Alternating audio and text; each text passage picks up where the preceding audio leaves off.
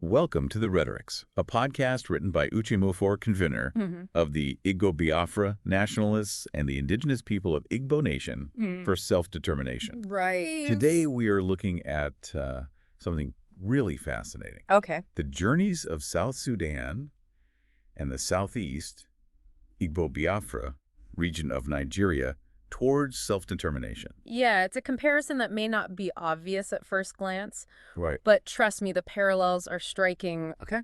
Both regions Yeah. share a history of feeling marginalized Okay. and exploited, Yeah. ultimately pushing them to seek autonomy. So let's break this down a bit. Sure. Can we rewind and look at how British colonial rule played into this? Okay. I mean, it wasn't the same in both places, right? You're right. The British took different approaches in South Sudan and Nigeria. Okay. And in South Sudan, they drew a line right through the country, Wow. literally separating the Arab-Muslim north Right. from the African Christian south. Okay. And it wasn't just a geographical divide. The South was neglected, deprived of development, and shut out of political power. So a recipe for resentment right there. Exactly. Meanwhile, in Nigeria, things were a bit more complex. Okay. The British had this system of indirect rule in the North, Right. basically empowering local rulers, Yeah. while the South was under more direct control. Okay. This, unfortunately, just exacerbated existing tensions between the Hausa Fulani North, the Yoruba West, and the Igbo East, Right.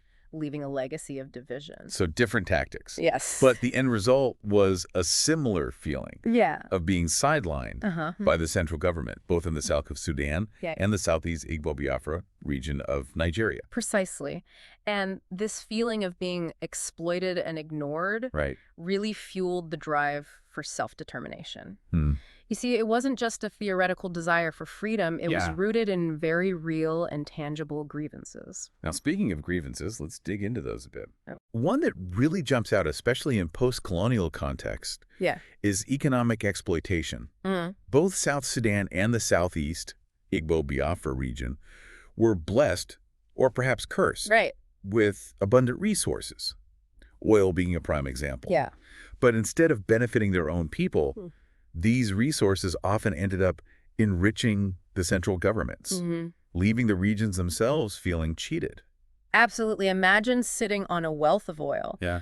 but seeing little to none of the profits trickle down to your community. Right. Roads in disrepair, schools lacking resources, hospitals struggling to function. The resentment is bound to grow. It's almost like the regions felt like cash cows milked dry by the powers that be. That's a powerful way to put it. And it wasn't just about the money either. Right. Cultural and religious identity played a huge role as well in South Sudan.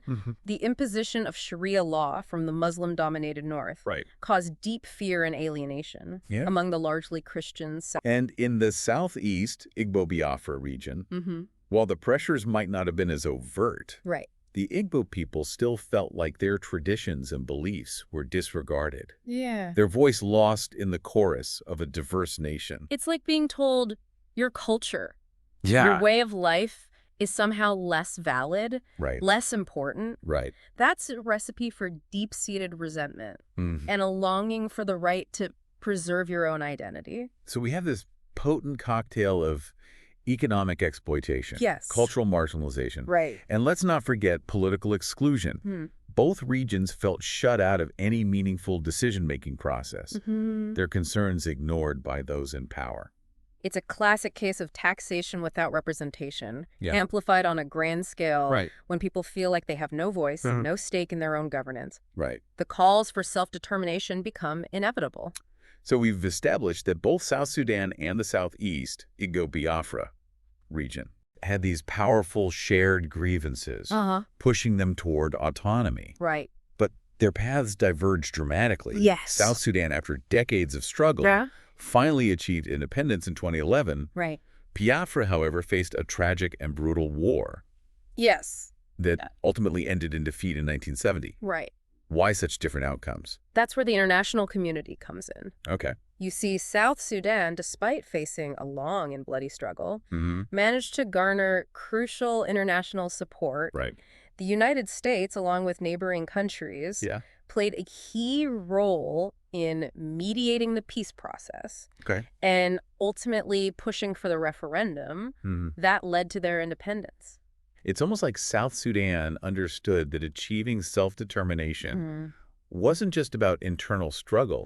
It was about winning over the international community. Exactly. They played the diplomatic game well, highlighting the injustices they faced and appealing to the world's sense of fairness. So strategic alliances and carefully crafted messaging were crucial to South Sudan's success. Precisely. But sadly, Biafra faced a much different reality. Despite the horrific humanitarian crisis during the war, the world largely turned a blind eye.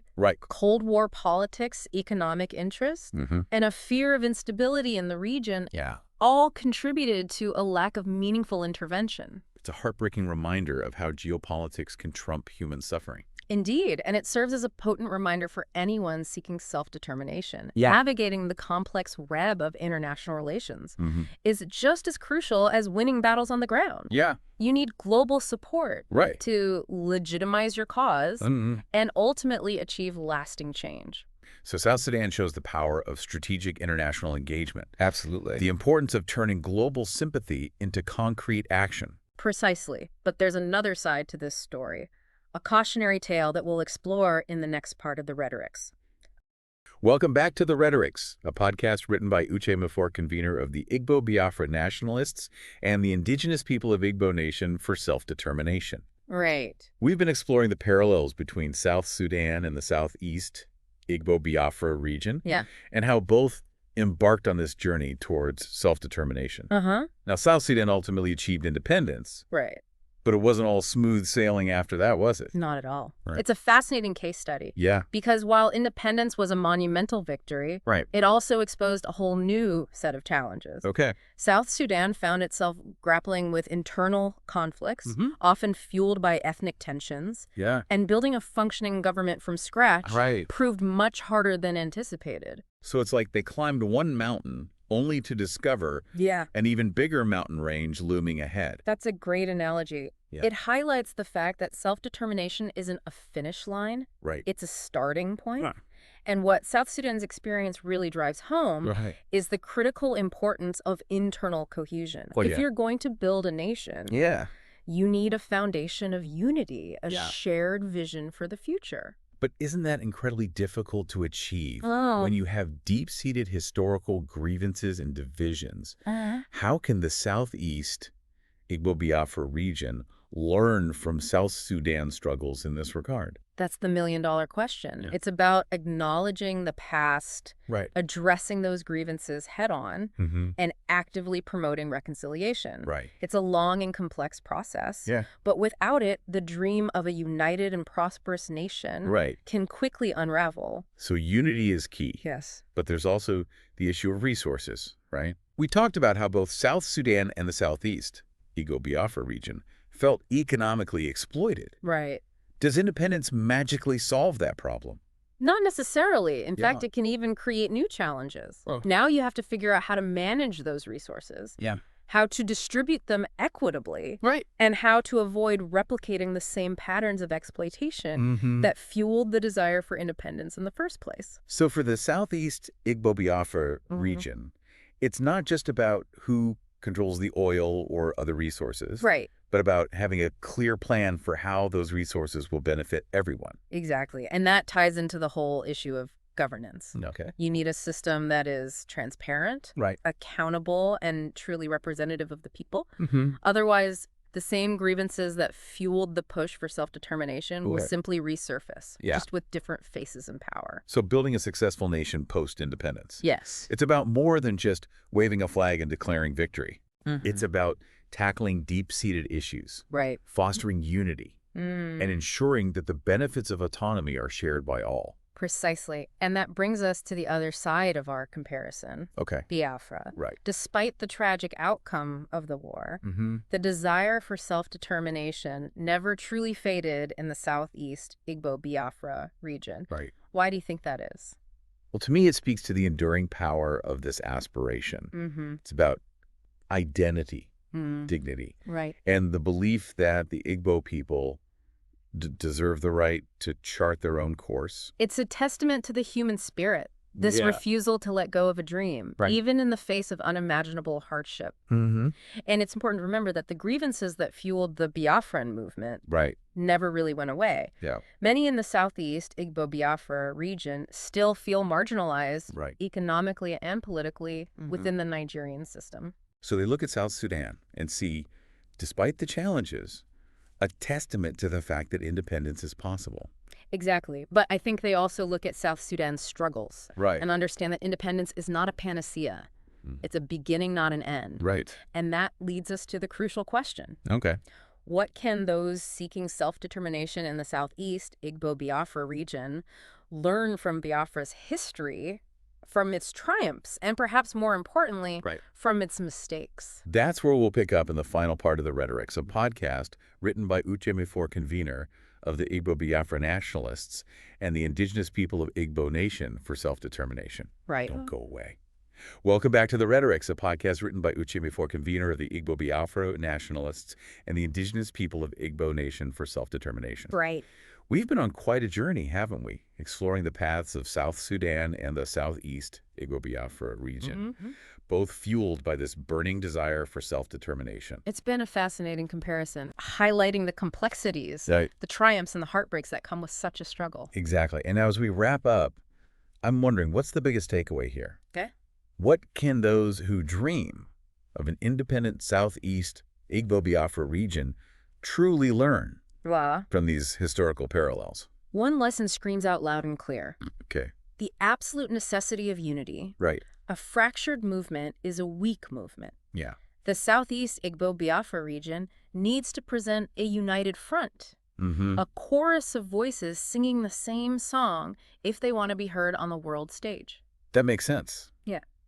But how do you achieve that kind of unity when you have a history of internal divisions? Yeah.